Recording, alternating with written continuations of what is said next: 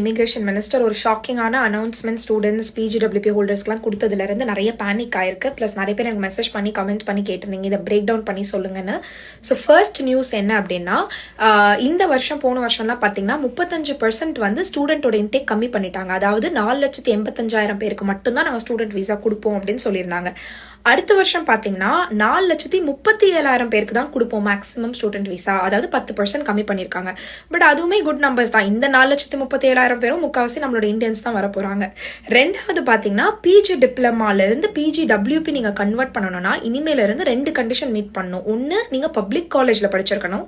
ரெண்டாவது highly demanded occupation சம்பந்தப்பட்ட கோர்சஸ்ல படிச்சிருக்கணும்.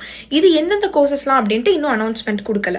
மூணாவது SOWP spousal open work permit. உங்க ஸ்பௌஸ்க்கு நீங்க ஓப்பன் ஒர்க் பர்மிட் எடுக்கணும்னா இனிமேல இருந்து உங்களோட கோர்ஸ் வந்து மினிமம் 16 months கோர்ஸ் ஆவது இருக்கணும். மாஸ்டர்ஸ் படிக்கிறீங்களோ, PhD படிக்கிறீங்களோ, பேச்சுலர்ஸ் படிக்கிறீங்களோ